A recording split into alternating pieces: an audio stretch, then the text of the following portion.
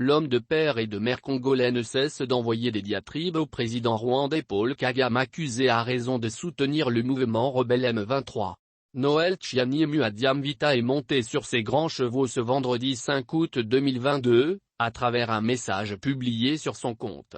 Alors que le groupe d'experts des Nations Unies, ONGO, a publié un rapport qui accuse le Rwanda de soutenir le groupe rebelle de la RD Congo, le M23, le pays a réagi en estimant que ce rapport est une distraction tactique des vrais problèmes.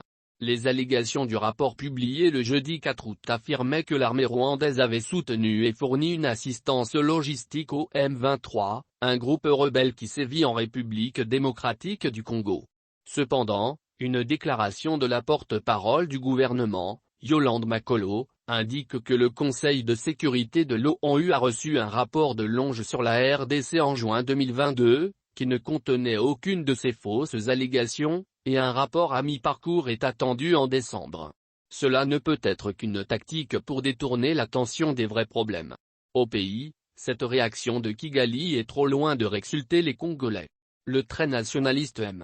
Tchiani ne va pas par quatre chemins. Au-delà de ces accusations mutuelles entre les deux pays, le candidat à la présidentielle de 2018 estime que la seule manière d'en finir avec l'ennemi qui opère sous le sceau du M23 est de mener une force de résistance contre le pouvoir de Kigali afin d'arrêter l'artificier en chef du régime installé au Rwanda voisin dont les conséquences continuent à affecter les Congolais en traversant des générations. L'initiateur de la proposition de loi sur la congolité appelle à l'arrestation pure et simple de Paul Kagame par la Cour pénale internationale, CPI. Il accuse l'homme à la taille svelte de porter sur ses mains le projet macabre de la balkanisation de la RD Congo en plus du sang des Congolais qui crient vengeance pour honorer leur mémoire. Honte à Paul Kagame et son régime sanguinaire pour leurs mensonges et leur présence auprès des terroristes du M23. Des criminels en série. Paul Kagame mérite d'être arrêté et envoyé à la CPI pour avoir massacré des Congolais depuis 1996 en créant des fausses rébellions contre RDC, a-t-il écrit sur un accent de la colère. À défaut d'envoyer Paul Kagame à la CPI, nous devons envisager de l'arrêter, le ramener en RDC, le juger et le garder à la prison centrale de Makala, a-t-il ajouté. Les commentateurs suivant les affaires régionales disent que le rapport de Longo, qui aurait divulgué de fausses informations, est destiné à couvrir les échecs de la mission des Nations Unies en RD Congo, MONUSCO, suite à l'énorme pression des Congolais pour qu'ils quittent leur territoire et son échec à déraciner plusieurs milices et des groupes terroristes comme les FDLR et ses groupes dissidents.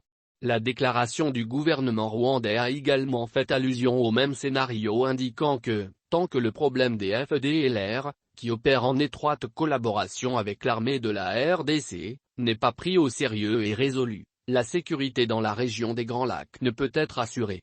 Cela se passe au vu et au su de la MONUSCO, présente en RDC depuis plus de 20 ans, mais sans solution en vue. Pendant ce temps, à la suite de la récente résurgence des combats entre les rebelles de M23 et l'armée congolaise ainsi que ses alliés, y compris les terroristes des FDLR, les autorités congolaises ont affirmé que le groupe rebelle de M23 bénéficiait du soutien du Rwanda, une affirmation que ce dernier a démentie avec véhémence. Le groupe qui a été créé principalement par d'anciens membres de l'armée de la RD Congo a également nié tout lien ou tout soutien du Rwanda. La RD Congo a annoncé qu'elle suspendait tous les accords commerciaux avec le Rwanda à compter du 16 juin. Cela s'est produit 3 semaines après que la RD Congo a également suspendu les vols de Rwandais vers le pays.